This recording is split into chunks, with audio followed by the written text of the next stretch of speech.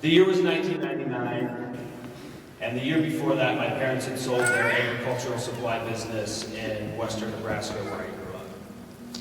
That next year was spent with a lot of changes in our family. My sister went to college, my dad reinvested in a farm that was about 2 hours south of us in Kansas, and he also bought an airplane to get us from Nebraska to Kansas. And much like anything my father did, that airplane was a project. It needed a new engine, it needed several repairs, although it got us from Nebraska to Kansas quicker than the vehicle did. My dad and I took several trips in that airplane that year. There was one trip we didn't take together, though. It was the day after Christmas, and he said that he just needed to run a few errands. It was just going to be a quick trip. And when he didn't come home for dinner that night, I knew something was wrong. Although my mom didn't seem too concerned about it. Normally she would have been concerned. She didn't seem too concerned. So I let it go. I got ready for bed. I laid in bed, tossing and turning, and he still wasn't home. And I moved from my bed to staring out the window. Literally staring out the window, just waiting to see the red and green lights. You guys know the red and green lights on the airplane, right? We live in a small town. It was a dark sky. Just waiting to see those red and green lights pass over for him to land at the airport. I never saw those lights. My mom came into my room, I don't know, it must have been sometime around midnight, and said, "Tanner, what are you still doing up? You need to go to bed, you have basketball tomorrow." And I said, "Mom, I can't sleep. Something doesn't feel right with Dad not being home." And she said, "I'm sorry, Tanner, your dad's not coming home." And it was at that point that I had found out about the challenges my parents had been having in their relationship. My dad left that day with the intent to not come back home, and they didn't know how to tell me.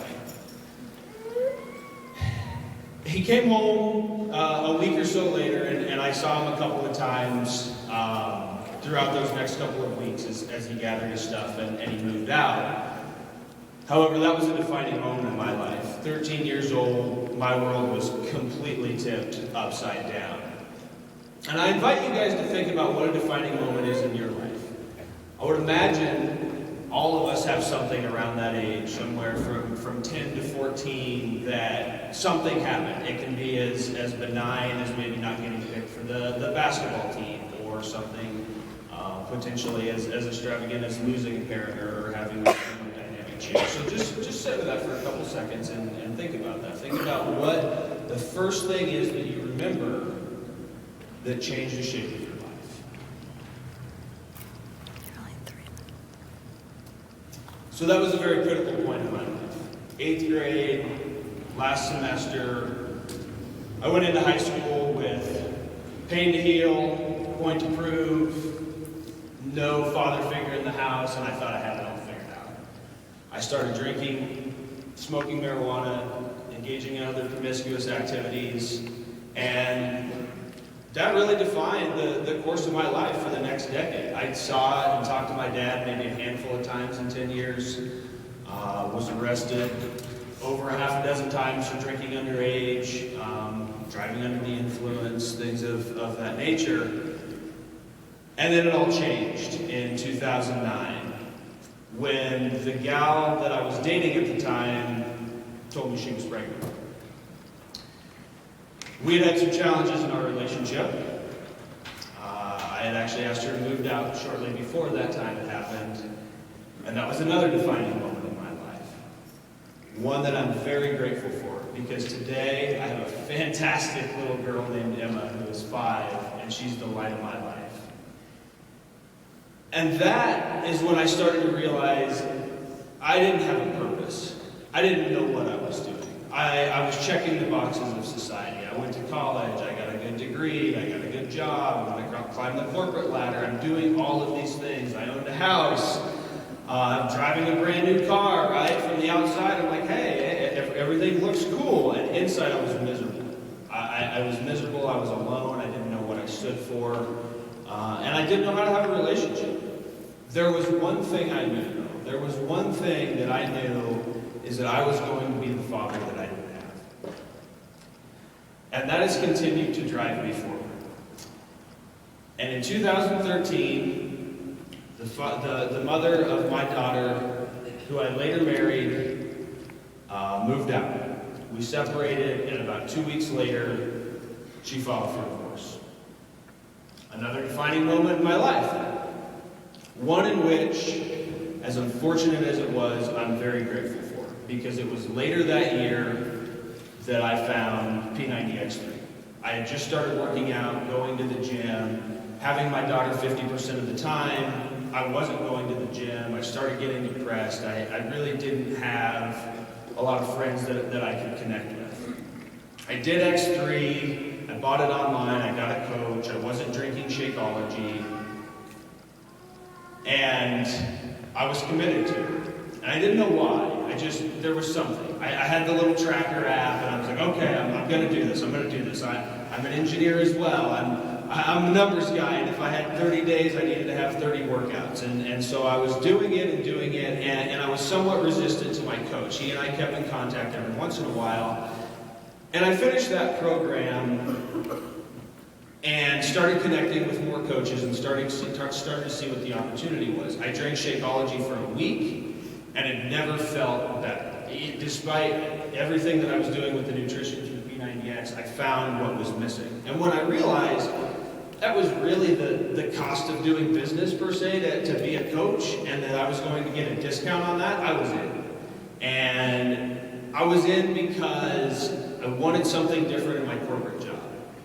And I thought, okay, well, here's the avenue. And the first year, and I've been a coach just over a year, the first year that's really what I focused on, was the business, I gotta grow this. I'm running from something. I'm running from the pain of my corporate job, and it didn't work out, guys. I'm still at Emerald, and I switched my mindset at the beginning of this year to focusing on helping people and really being about the people and the results. And my business has grown more in the first 3 months of this year than it did the entire last year when I was focused on becoming diamond and checking these boxes.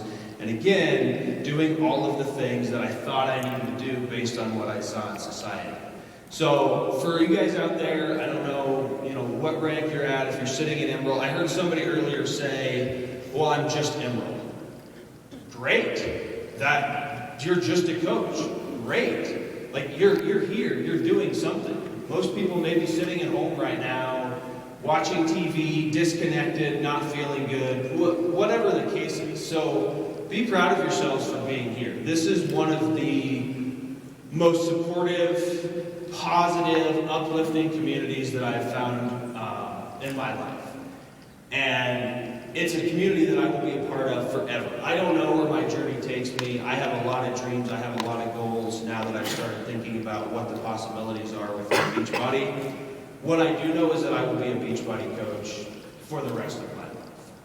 There's a couple of takeaways that I want you guys to think about, and a couple of things that I learned along my journey in going through my various defining moments. The first one was self-awareness. Within those first 10 years from the age of 14 to 24, I had no idea who I was. I had no idea how I was acting and behaving was coming across in society, what the impact of that was. I thought, hey, if I'm not hurting anybody physically, no damage is being done here, right?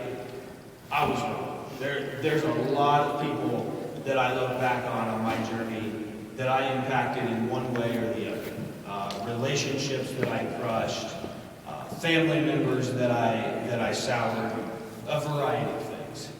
So be aware. That was really the first thing for me, was getting a sense of awareness and who I was and how I was showing up and what that was doing. And it's based on results. I had to come faced with the truth that I'm in a divorce, I've had these challenges, I'm in debt, all of these things because of my actions, and my thoughts, and my beliefs, and my actions. It's nobody else's, it was mine.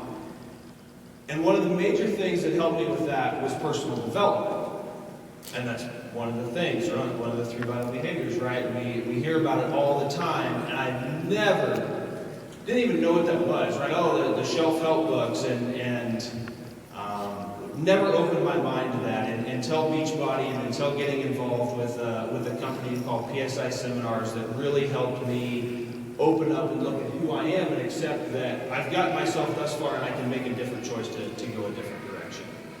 The second thing I learned about is relationships. We're in a relationship business. As I've mentioned, I obviously have destroyed a lot of the relationships along the way, and I've also restored a lot. My ex-wife and I have a great relationship now, better than we did when we got married. I now have a fantastic relationship with my father, who I didn't talk to for over 10 years. We spent, I don't know, an hour on the phone yesterday after he was done with his event and I was done with my event, just catching up on things, talking about seeing each other over Memorial Day and 4th of July. Never saw it for over 10 years. My choice. The thing that I've learned out of that, though, is that we only have one relationship in our life, and it's a relationship with ourselves. So think about that. Think about how the relationship is with yourself and how that comes across to other people. We're in a relationship business. You owe it to the people that you're dealing with and that you're serving to have a good relationship with yourself so you can have a good relationship with them. And the third thing I realized, the importance of physical and mental health. And I don't think you can separate those two. And I didn't realize that before. My now ex-wife had some mental health challenges that I never truly understood, and I categorized that as why the relationship didn't work and things being all her fault. And I realize now with my own struggles that I've had that the physical and the mental are tied together. I didn't start feeling better about myself until I started working out. And on days that I don't work out, I don't feel like talking to people about working out. And on days that I'm not eating good, I don't really feel like talking to people about eating good. I get in my own little cycle. I'm depressed. So I don't see how you separate those two. So I would just invite you to think about that as well and what you're doing in your daily routine and how that's supporting your awareness, the relationships that you have, and your mental and physical health, because you need to be whole and healthy to help all of the other people that